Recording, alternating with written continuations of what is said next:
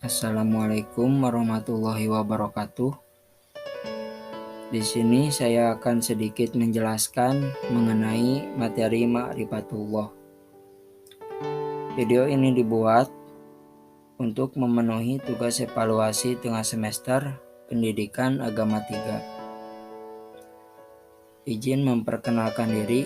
Perkenalkan, nama saya Al-Hadid Saprudin dengan NPM 101212995, kelas C8 Manajemen. Materi yang ke-1 yaitu Ahamiyatu Ma'rifatullah atau pentingnya mengenal Allah. Urgensi mengenal Allah. Ma'rifah berasal dari kata arafa ya'rifu ma'rifah yang berarti mengenal. Dengan demikian, Ma'rifatullah berarti usaha manusia untuk mengenal Allah, baik wujud maupun sifat-sifatnya. Manusia sangat berkepentingan untuk mengetahui siapa penciptanya dan untuk apa ia diciptakan. Definisi yang lain, bahwa Ma'rifatullah atau mengenal Allah bukanlah mengenali zat Allah, karena hal ini tidak mungkin terjangkau oleh kapasitas manusia yang terbatas. Menurut Ibnu Al-Qayyim, Ma'rifatullah yang dimaksud oleh ahlu ma'rifah atau orang-orang yang mengenal Allah adalah ilmu yang membuat seseorang melakukan apa yang menjadi kewajiban bagi dirinya dan konsekuensi pengenalannya. Selanjutnya, dukungan dalil yang kuat. Dalil nakli. Allah Subhanahu wa Ta'ala menurunkan Al-Quran sebagai petunjuk dan juga peringatan untuk umat manusia. Allah Subhanahu wa Ta'ala berfirman dalam Quran surat Al-An'am ayat 19.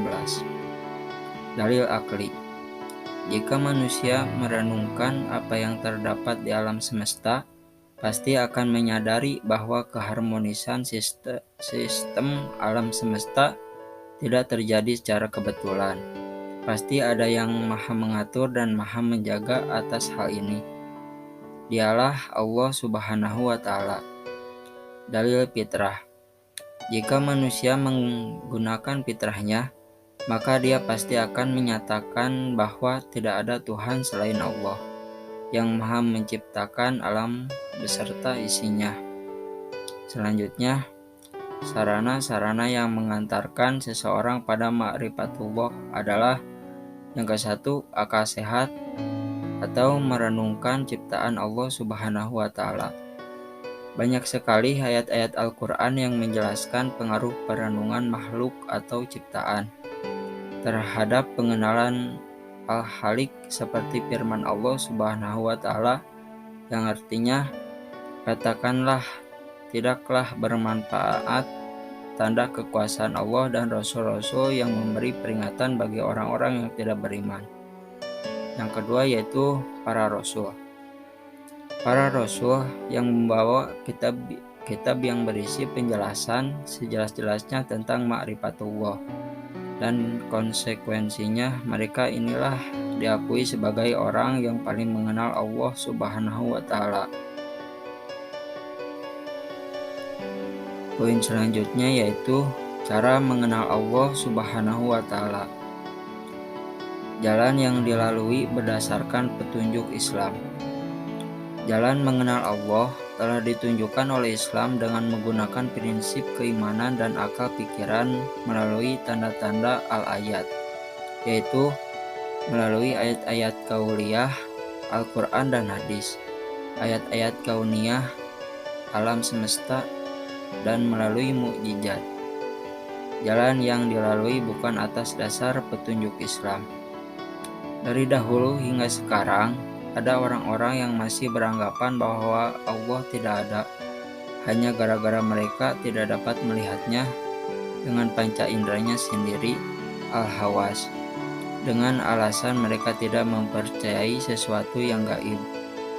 Padahal panca indera kita sangat terbatas kemampuannya dalam menganalisis benda-benda yang nampak, apalagi terhadap benda-benda yang tidak nampak.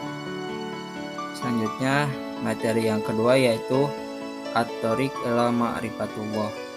atau cara menuju ma'rifah.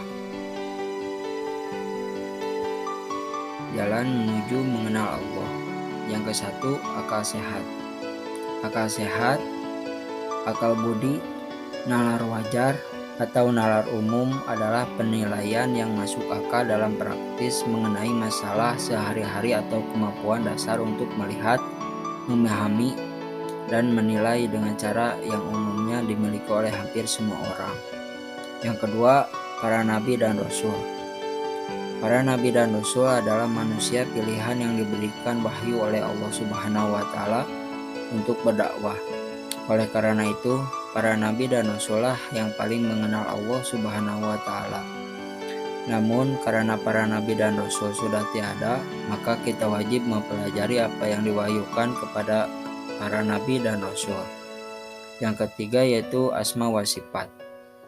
Makna tauhidul asma wa sifat mengesahkan Allah dalam hal nama-nama dan sifat-sifatnya adalah meyakini secara mantap bahwa Allah Subhanahu wa Ta'ala menyandang seluruh sifat kesempurnaan dan suci dari segala sifat kekurangan, dan bahwa Ia berbeda dengan seluruh makhluknya.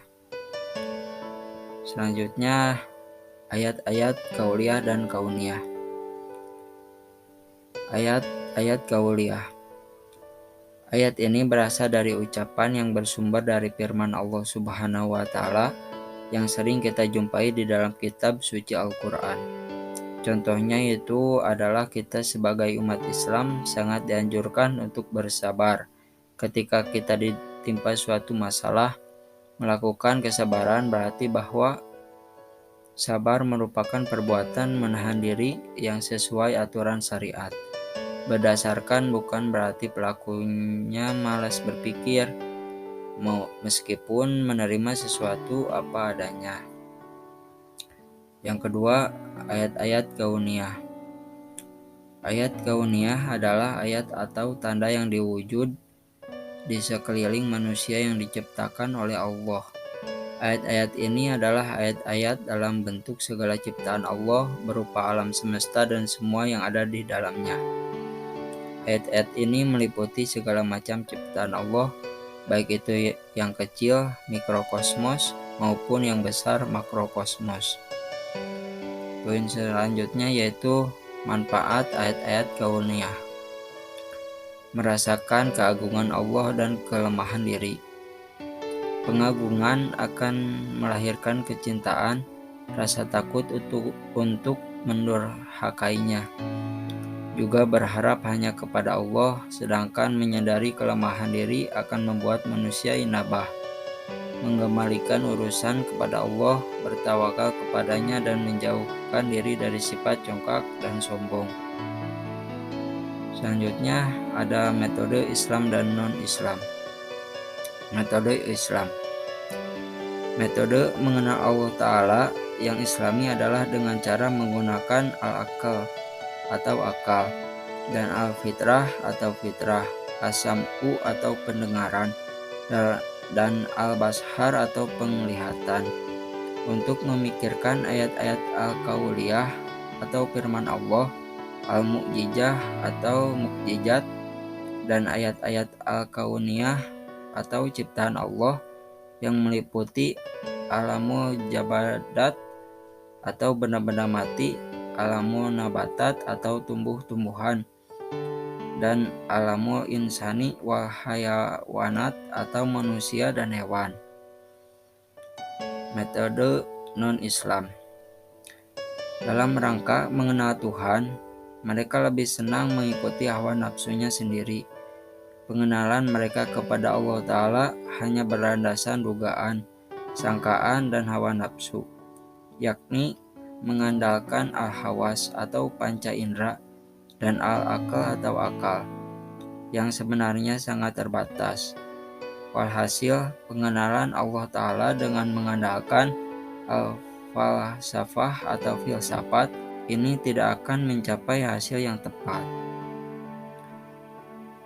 Selanjutnya, materi 3 yaitu al-mawani fi ma'rifatullah atau penghalang mengenal Allah. Al-mawani fi marifatullah atau penghalang mengenal Allah. Secara garis besar, terdapat dua hal yang menghalangi manusia dan mengenal Allah Subhanahu wa Ta'ala, yaitu yang pertama, maradhu syahwat, berkaitan dengan penyakit hati berupa nafsu dan kesenangan serta perilaku yang tidak terpuji. Yang kedua yaitu maradhu subhat, berbagai hal yang menimbulkan keraguan, lebih banyak berkaitan dengan masalah akal dan logika. Maradhu syahwat. Maradhu syahwat sendiri memiliki beberapa sifat. Contohnya adalah al-fiksu atau kefasikan, al-kibru atau kesombongan, al-zulmu atau kezaliman, dan al-kidbu atau kedustaan. Maradhu subhat. Adapun sifat-sifat yang terdapat pada maradhu subhat adalah sebagai berikut. Yang ke satu yaitu al-jahlu atau kejahilan atau kebodohan. Yang kedua al-irtiyab atau ragu-ragu. Yang ketiga al-inhiraf atau penyimpangan. Dan yang keempat al-ghaflah atau kelalaian.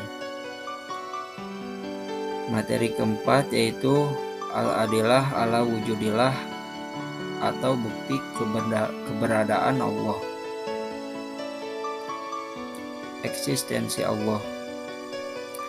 Berdasarkan Kamus Besar Bahasa Indonesia, eksistensi memiliki makna keberadaan. Jadi, membahas eksistensi Allah adalah bagaimana mendalami pengertian dan keberadaan Allah itu sendiri. Adapun bukti eksistensi Allah sangat jelas dan terang bagi orang yang mempergunakan akalnya.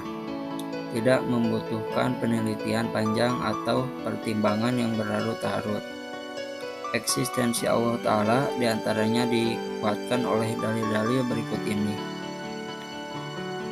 Yang ke satu, ad-dalilu fitri atau dalil fitrah. Secara bahasa, fitrah artinya al-khilqah, yaitu keadaan asal ketika seorang manusia diciptakan oleh Allah. Jadi maksudnya manusia sejak awal penciptaannya telah membawa naluri bertuhan. Sejak di alam ruh, manusia telah mengakui eksistensi Allah Ta'ala sebagai Tuhannya. Allah berfirman dalam Quran Surat Al-A'raf ayat 172. Yang kedua yaitu dalil indra. Ada bukti-bukti keberadaan Allah Ta'ala yang dapat dinikmati, dilihat, dirasai, atau disentuh oleh indera manusia. Biasanya berupa kejadian luar biasa yang terjadi di tengah-tengah umat manusia, diantaranya adalah mukjizat para nabi dan rasul yang telah disaksikan manusia. Waktu kedatangan hari kiamat telah dekat dan bulan pernah terbelah pada zaman Nabi Shallallahu Alaihi Wasallam. Dan terbelahnya bulan ini termasuk sebagian dari mukjizat indrawi Nabi Shallallahu Alaihi Wasallam. Quran Surat Al-Qamar ayat 1. Yang ketiga yaitu dalil akli. Jika kita menggunakan akal kita untuk memperhatikan berbagai fenomena di alam semesta ini, akan sampailah kita pada suatu kesimpulan bahwa semua fenomena yang ada itu membuktikan bahwa Allah yang Maha Kuasa itu ada. Sebagaimana disebutkan dalam firman Allah Ta'ala, Quran Surat Fussilat ayat 53. Yang keempat yaitu dalil nakli. Dalil nakli adalah dalil pembuktian akan keberadaan dengan merujuk petunjuk kitab suci. Bukti mengenai kebenaran berdasarkan Al-Quran dan hadis, bersifat mutlak dan hakiki. Quran Surat An-Nisa ayat 82. Dan yang kelima yaitu dalil sejarah. Eksistensi Allah Ta'ala telah diberikan di sepanjang sejarah manusia melalui dari manusia pertama yaitu Adam alaihi salam hingga Rasul terakhir Muhammad Shallallahu Alaihi Wasallam. Allah Ta'ala berfirman dalam Quran Surat Yusuf ayat 111. Selanjutnya yaitu mengagungkan Allah dan mentauhidkan Allah.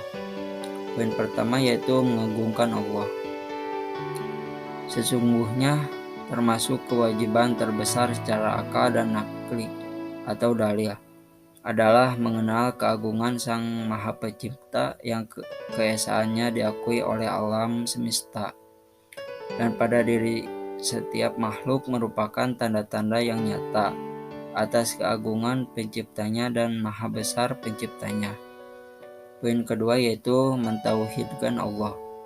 Ilmu tauhid menjadi dasar pedoman dalam ajaran Islam. Ilmu inilah yang akan membantu manusia menetapkan akidah-akidah keagamaan melalui dalil atau aturan yang jelas. Di samping itu, orang yang mampu menerapkan arti tauhid dengan baik dalam kehidupan, maka akan menjadi individu yang ikhlas dalam menerima setiap ketentuan Allah Subhanahu wa Ta'ala. Quran Surat Al-Anbiya ayat 92. Sekian yang dapat saya sampaikan. Mohon maaf bila ada kesalahan kata. Wabillahi taufiq wal hidayah. Wassalamualaikum warahmatullahi wabarakatuh.